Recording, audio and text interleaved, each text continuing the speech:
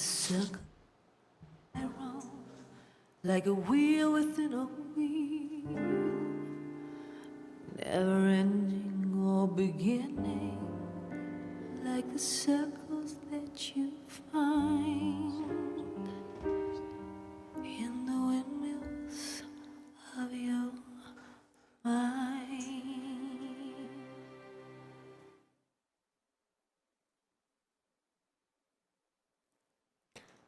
Welcome back, everyone, to this edition of the Stogie Geek Show. I apologize to our live stream listeners who experienced a little bit of a delay. We rebooted a machine 3 times, and then it didn't work out, and we had to switch to some backup equipment, which doing this almost 10 years now, it is nice to have that backup equipment, and you also realize how much you actually need that backup equipment, especially in times like this. So we are back. We are streaming.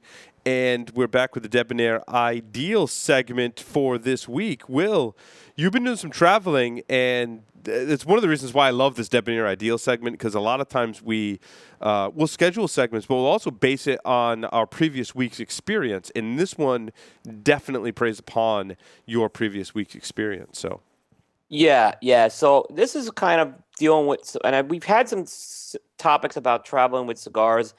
We've had some topics about the weather, but I don't know if we've actually ever talked about both. yeah. And interesting thing is, I this past week, a couple weeks, I was in West Palm Beach in Florida, and I happened to be at the Great Smoke, and I happened to get the smoke in, and I got a bunch of wonderful cigars. But from West Palm Beach, I then took off to Las Vegas. And, when I landed in Las Vegas, it was actually snowing. Wait, snowing in Vegas? Yeah, it was actually snowing in Vegas, but not on the Strip, but in the surrounding area. So there was a little bit of a cooler rain, but after that, it cleared out, and it was dry Las Vegas. And, when I got some of these cigars, I took a bunch of these cigars from West Palm Beach, obviously. I smoked some of them. I bought some cigars in Vegas, but I smoked some of them. So back up a sec. Did you take cigars from your house to West Palm Beach to Vegas, or did you buy some, or kind of a mixture, buy some in West Palm, or a mixture of both? Well, yeah, I took some from my house because it's like always having an emergency supply. Yeah. So all right. So you took some, and they were traveling with you. Yeah, okay. I took some, and I put them into travel humidors. Now, what happened is I accumulated some more cigars in West Palm. In West Palm. Okay. I could not put them into travel humidors because of capacity. You oversubscribed, yeah. That happens, though. That happens. It does. And I also did a very bad thing, and I did not put Bovita packs into all these things. So now, did you carry them in your checked bags from West Palm to Las Vegas, or did you put them in your carry-on? My carry-on. I only used carry-on. Okay. Yep. Well, that's smart. I mean, that helps, certainly, because it helps regulate temperature, basically. Yeah, and that's what I figured, too. So then I got to Vegas, and of course I bought more cigars. Oh, of course. Casa Fuerte, Davidoff store. Yeah. You had an expensive trip. Oh, my goodness. And it was more expensive than you can imagine. So what happened, though, is as I started to dig back into some of these cigars. After you got home. After I got home. Which you made a longer than you thought stop in Texas on the way home. Yeah, I stopped in Texas, and I was in Texas for several days because. Right. But that was supposed to be just like an hour layover, right? An hour layover turned into 3 several days. days. Yeah, 3 days. Okay, where basically the long story short is there were 2 de-icers. It seemed like in all of DFW Airport. And they had to de-ice planes, and the bottom line is there were not enough. I can go through a long story, and I'm not gonna. But the bottom line is there were not enough de-icers, and I ended up being in Dallas, Texas, for the whole weekend. Which I mean, there are worse places to be stuck in. Let's be honest. There are worse places to be stuck in, and I'll talk after our segment. I'll just talk about one place in particular, which kind of really got my attention. So as I started going in, And in Texas, there was cold weather. Okay, so it was cold. It was cold down there. I got back home, and I'll tell you stuff. The stuff that was in The stuff that was in my travel humidors was fine. The stuff that was in Bovita packs was fine. Anything else was a crapshoot.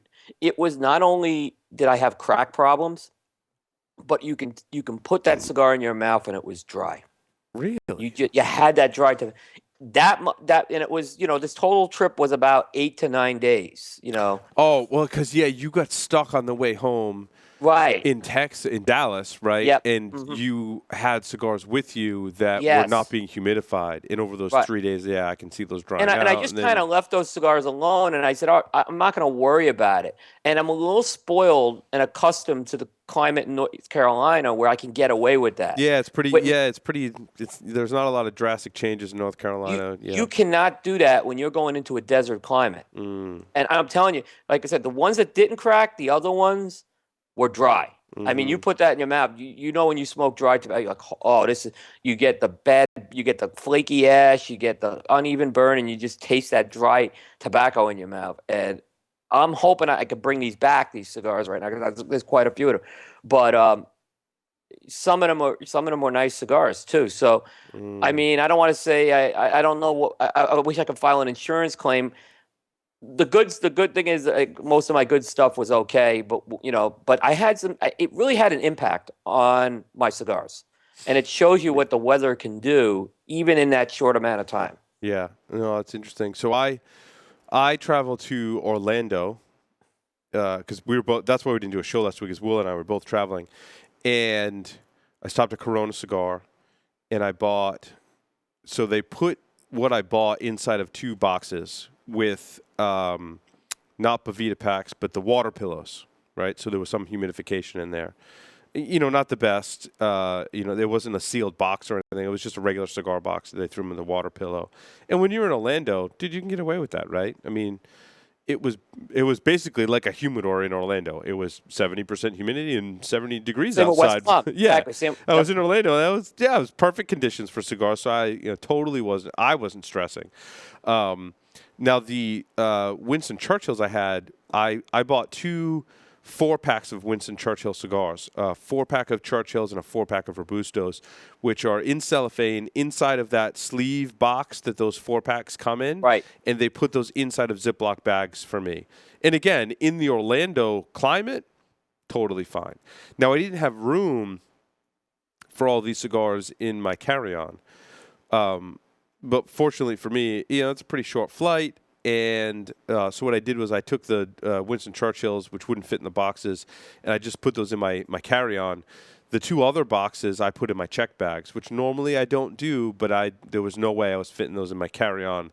I was traveling with my family, so my wife and 2 kids. So we already had a whole ton of stuff to take with us. So what I did was I put those in the check bags. As soon as I got home, I took those 2 boxes and I put them in my temperature-controlled humidor, and I really haven't been smoking on those boxes since I got back. I've been pretty much letting them sit. I recently took the water pillows out of those boxes, and I've pretty much been letting them sit for a while to get reacclimated. Because they were in the checked bags, they experienced some drastic temperature changes, so I've been letting those level out. The Winston Churchills, however, I may almost be out, dude. Now, I gave one to Mark Jr., who absolutely loved it.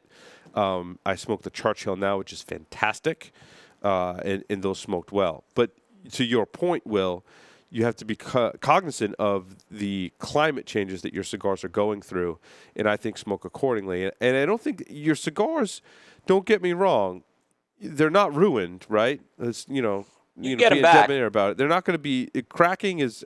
That's rare, dude, and you were in some rare circumstances.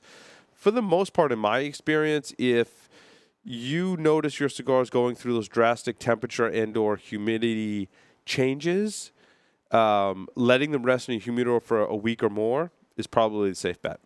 Yep. And No, absolutely. Speaking of being debonair, don't give those. Like if I get back from Vegas in the winter, for example, right? So going from very cold on the ground to very cold up in the air to blistering hot when you land in Vegas, and then the other way on the way back, I let those cigars sit before I give them to anyone, especially to review, right? So Yep.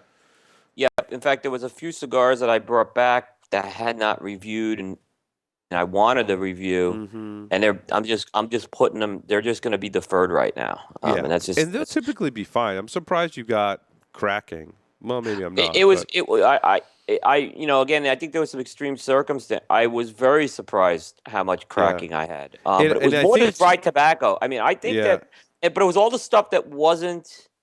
It was in those humidity. Ziplocs. Yeah, Yeah, it was ones that didn't have the Bovita pack because I right. was traveling with quite a few cigars in this bag. Yeah, I Uh, think that's a good tip for people though. Is that if you're going to travel, um, I make should have took sure. that Perdomo one that you talk about. That's what Yeah, I should have taken. yes, and I think that having some humidity control helps prevent damage. And pretty much no matter what you're going through, if you have humidity control, if you let them rest when you get home for a week or more, they'll usually be 99% of the time they're going to be totally fine, and you won't notice a difference at all.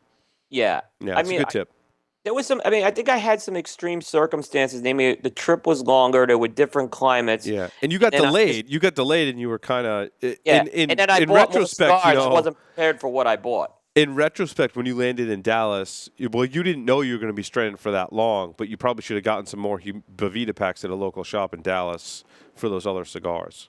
Yes, Yeah, that's it because I just left them alone. right, I didn't think of them right. obviously. No, that's a good tip. Yep. But now Yep. you visited a couple shops, right, in Dallas that you were Yeah, impressed with. I visited two shops in particular because I did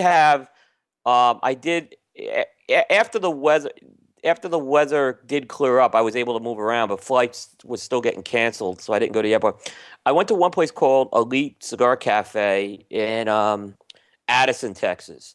Great shop. If you're any type of a stogie geek, I'd advise going there. They're a TAA shop.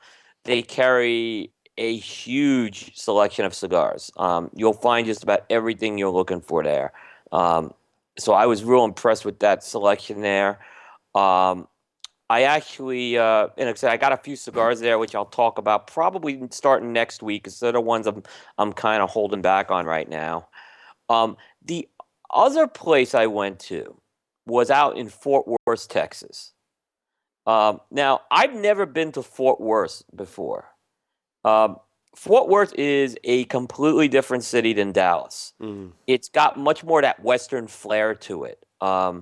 Now, the long story short is I went out to this place called the Underground Cigar Shop because I found out my Akil Capisi from Regis Cigars was there. Yeah. So, and I love Akil, and I figured I'd surprise him, right? I went into this place, the Underground. Okay, it's literally you're starting to get into that western part of Texas. It almost looks like a main street you're on. There's a railroad right across the street from it. Ugh.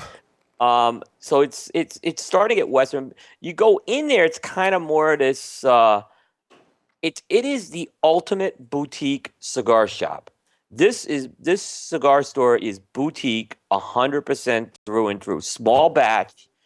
I'd say the biggest probably production cigar they carry is Tatuaje. Hmm. But I mean, they have some really, really good cigars. I I cannot say enough about the people who were there. From the patrons to Don Wiggins and Larry Fernandez who run that shop. And I happened to ask the question, and this is why I wanted to mention it, is, hey, have you guys tried Debonaire? And they said, oh, yeah, Phil Zengi on his last tour of Texas stopped in there, and they were expecting their Debonaire shipment in this week.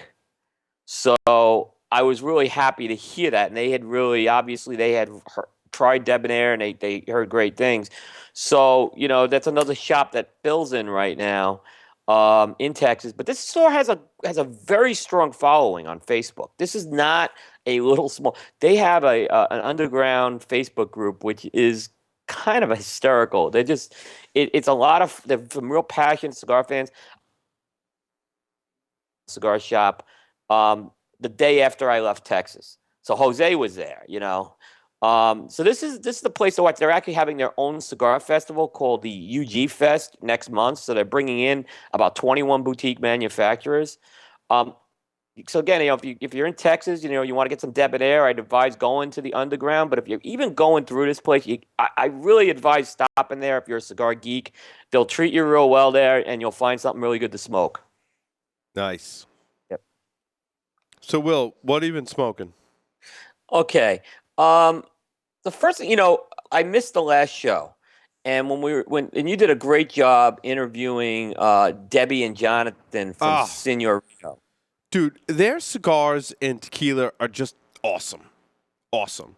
And I caught up with Mark Jr.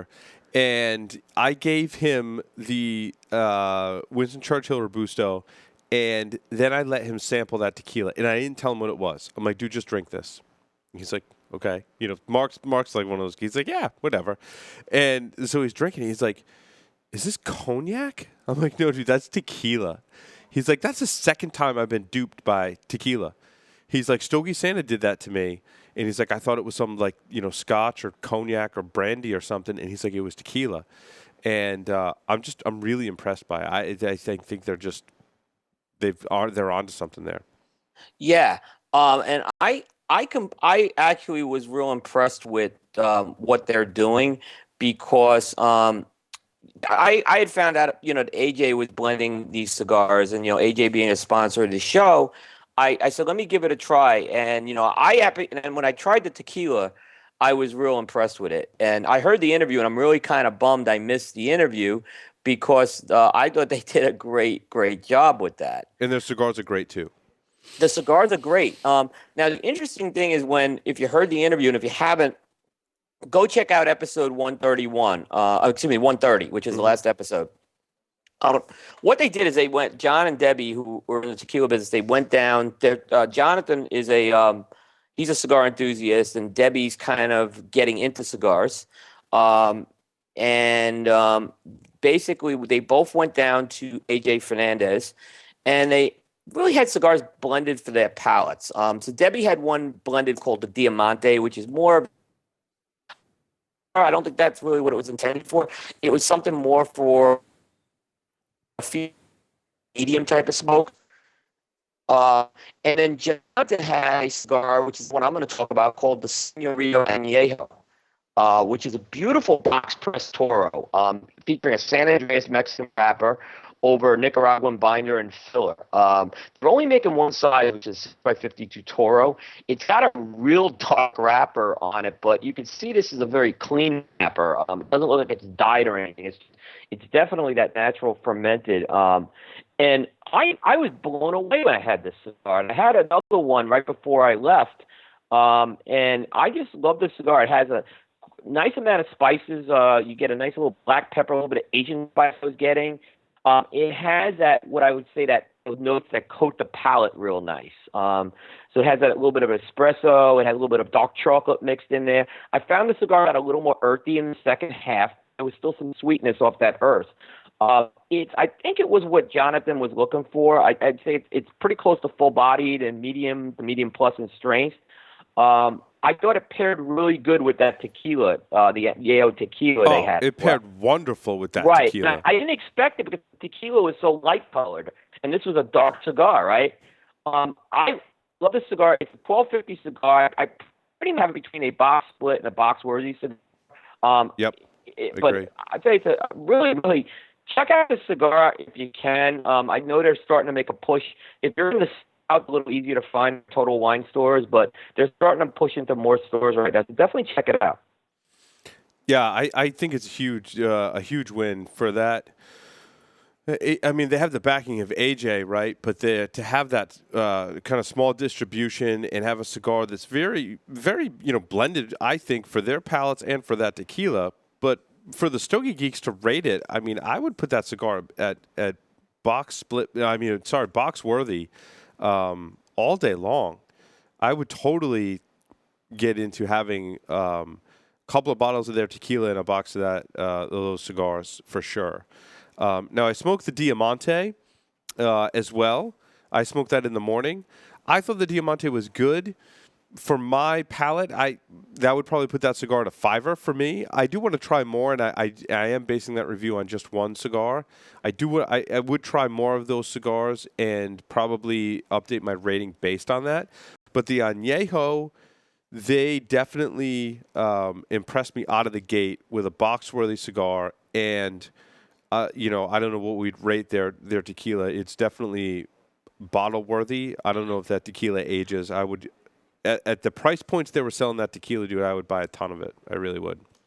And it's like, you hit it on, and I listened to the show and hit it. This is not, this is a real, how can I put it?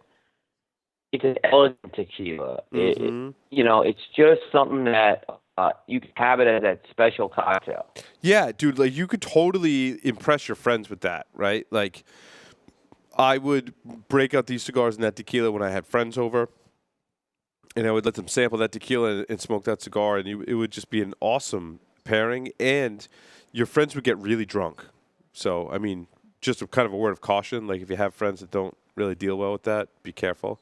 Like Chris, production assistant, he's a lightweight, so you have to go easy on the tequila. I'm a lightweight too. So. But that you could drink a lot of that tequila. It sneaks up on you, dude. It is because it's so smooth.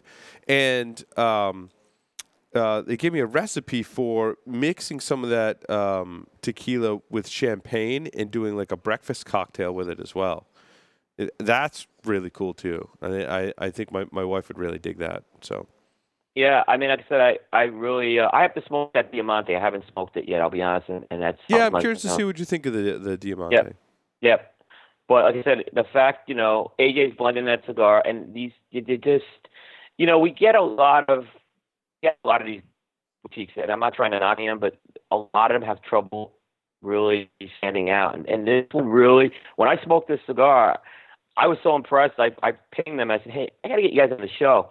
And I said, my partner loves your cigar. I said, you guys have made it. So, Now, let's see. I smoked the La Roma de Cuba Mi Amor. This is the box-pressed kind of Churchill size,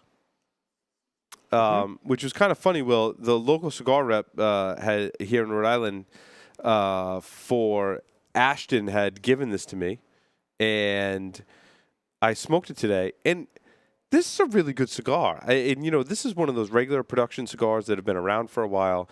And yeah, I smoke a lot of new stuff too, but I really like to go back to some of the kind of staple regular production cigars. And I kind of do like I hate to compare them, right? But I kind of do a comparison.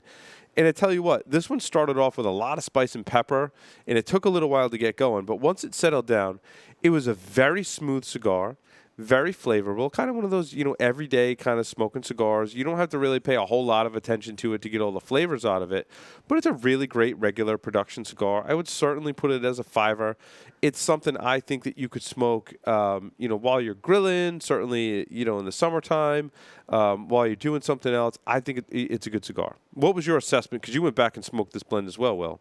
In fact, yeah, I just smoked it today. Now, I don't have it in my notes, but I smoked the Valentino, which is the 58 ring gauge. And I'll tell you something. There's, my feelings on Mexican wrapper.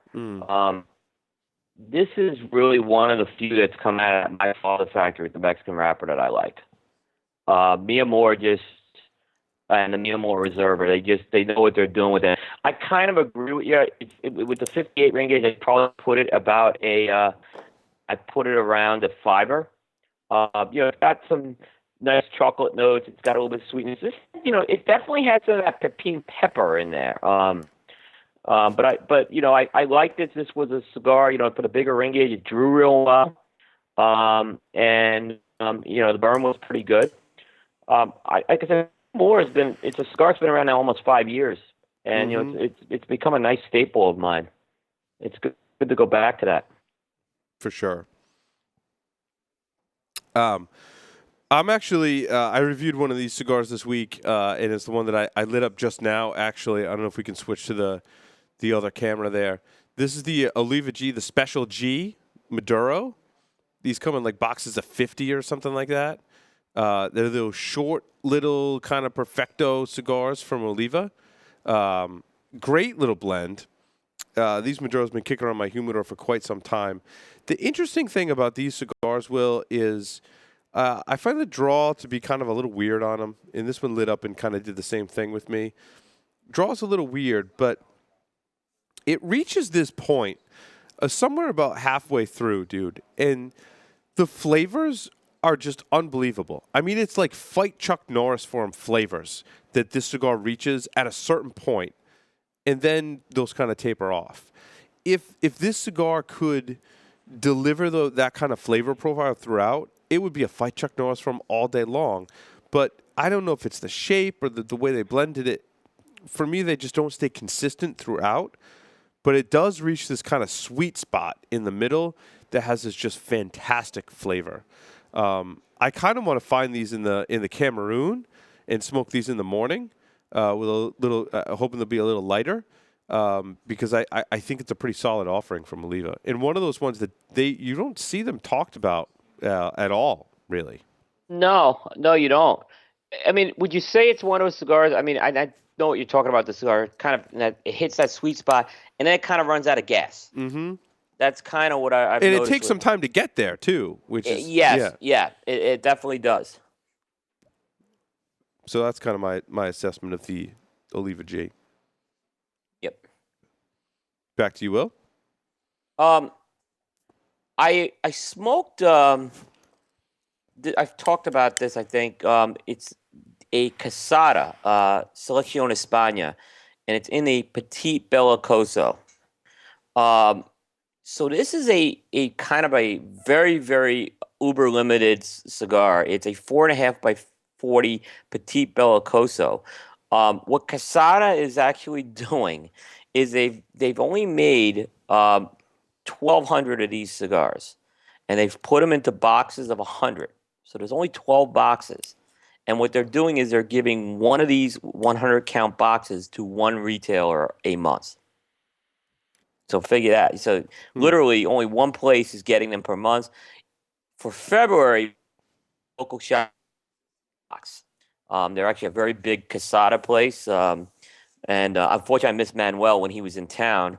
But so this is like I said, I wanted to try this cigar. They've done this with some other sizes. They did this with a Lancero a couple years ago. They did this with a Nympha last year, and now they're doing it with the Petit Bellicoso.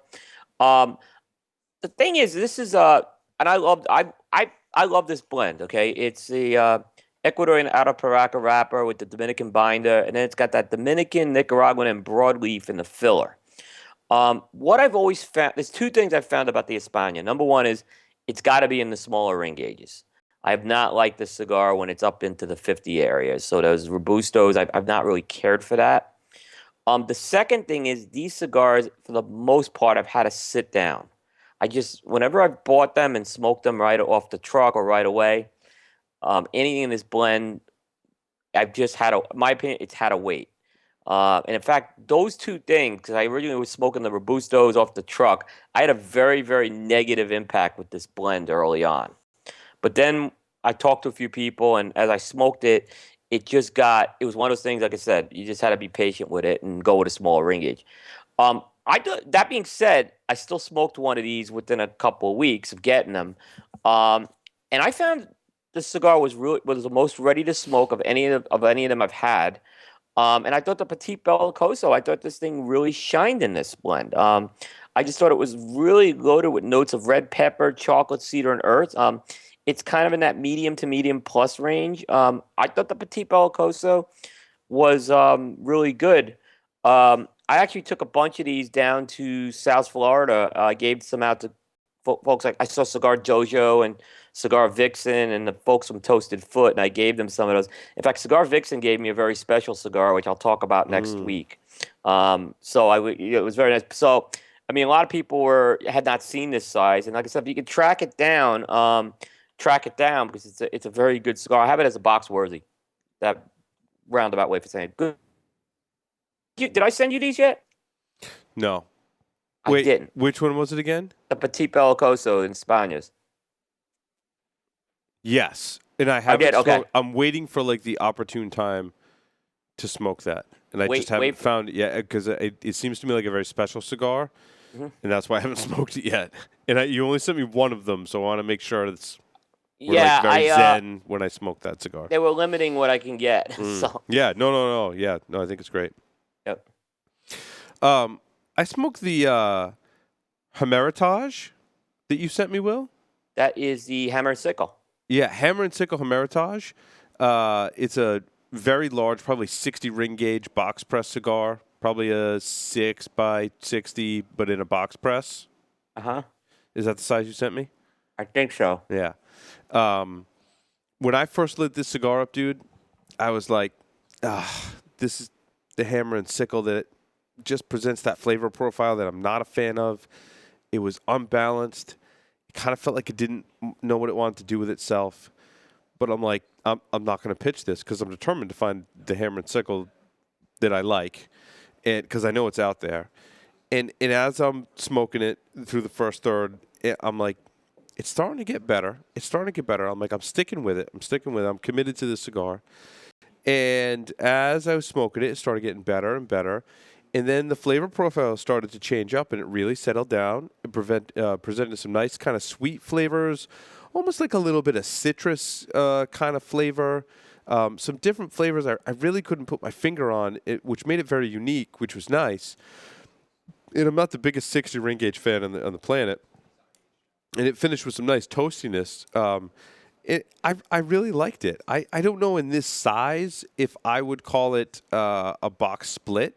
Certainly the flavor profile in my mind certainly reeks of a box split. I think in this particular size Vitola, for me, it would be a 5er. I want to try different sizes in this line as I think it has some potential. That experience in the first third also kind of plays into my rating as well. You know, it didn't start off so swimmingly. It took a little while to get going, and but once it did, it was really, really good. What do you think of this blend, Will? Yeah, it's you spoke to 7 by 56, I think it was. 7 by 56. Much of the cigar was massive. Yeah, I kind of agree with you on that. It had more of that. I mean, it's much more. It has more Nicaraguan tobacco than the other hammer and sickles. So this is the one where they're using much more Nicaraguan in there. I definitely pick up a sweet earth note, almost like that citrus you're getting too. I think I would agree. I definitely would want to check this out in the Robusto, just to kind of compare and contrast it. They also make a Toro, but I think the Robusta, it's a 5 by 52. I'd want to check that out to see. I think it's, like I said, I think you're pretty much right on the money with that. Mm. Cool. Back to you, Will. We'll do one more, and then we want to take a break. Yeah, sure. Okay. Have you heard? So have you heard of Lost and Found cigars? I have not. Have you heard of impromptu cigars? I have. Okay. So, long story short, I smoked a cigar called the Pepper Cream Soda Robusto. Okay. It's by a company called Lost and Found Cigars, which previously was called Balato, Caldwell, and Sears, which previously was called Impromptu Cigars. So it's gone through 3 iterations of names. Don't ask me why, okay? So it's now these cigars were released a year ago in 2014, and they were actually the first cigars that Robert Caldwell did when he returned, made his comeback before he launched Caldwell Cigars. But this is a separate company, and they kind of fell under the radar last year. Well, this year, after the success Caldwell's had, they brought back another series, and they're small batch cigars, and I'll talk about what they are specifically. And this year, they've been absolutely catching on like gangbusters. What these cigars are doing, apparently, that basically Robert Caldwell was walking through some factories. And he's basically looking for some hidden gems that are in the storerooms of these factories. And he's literally finding what people have and taking them back, and he's releasing them as small batch releases with this Lost and Found brand. So the Pepper Cream Soda is one of these, and it also uses a outer Paraca wrapper. So there's some unusual tobaccos that are in here. It's a Dominican binder and filler. It's called Pepper Cream Soda. And they actually re-released this cigar I smoked was in a Robusto, which is but this year they've now released a Toro size of it. This cigar is really, I'll tell you what, it's an interesting cigar to smoke. It was really, it has pepper notes for sure. A little bit of red pepper, jalapeno, but not an overpowering pepper. It has those qualities of a cigar that coat the palate nicely. So again, a kind of a syrupy type of natural tobacco. A little bit of a graham cracker flavor, so it's really unique. I didn't get quite a cream soda note, but I could pick up a little bit of a seltzer note, I guess is the best way to put it. So it wasn't quite that creaminess I got from it. But it was a very, very unique cigar. And I had smoked one of these last year when they came out, and I thought it was okay. But I think sitting, even though these things may have been sitting in the factory, I don't know why. Maybe it was just the day I had it, but it smoked better this time around. So I can't say why it smoked better this time around than last time, but I mean, it was very, very good cigar. Again, I'll put it between a box split and a box worthy. I think I went and rounded it up on this because it's a limited cigar, but it's really good. So I definitely would check. These Caldwell cigars are going very fast. I should say these lost and found cigars, they're going pretty fast. We'll have to talk to Robert more when he's on the show about this project, but it's a different type of small batch project. It kind of, I don't want to say it's like Viaje-like, but I think it's something that is another option for small batch, so to speak. Nice. Cool. All right. With that, we're going to take a short... Paul, Hey, Paul, before we go to break, we should read M. Bombay. We missed that. Okay. You want to do that now? Okay, I was going to... Yeah, let's do that now, yeah. Okay. This segment is brought to you by M. Bombay Cigars. M. Bombay Cigars represents the most admired culture of Cuba. From selecting the best of the best quality of different tobaccos used for aging process of the cigars are taken into consideration. M. Bombay cigars are rolled in Costa Rica by some of the most experienced cigar rollers, giving a unique smoking experience. The band for our cigars portray the most detailed and artistic nature of our small industry. Try the newly released M. Bombay Casera and M. Bombay Mora. M. Bombay cigars, where the cigar is a way of life. And with that, we'll take a short break, come back, and resume our Stogies of the Week.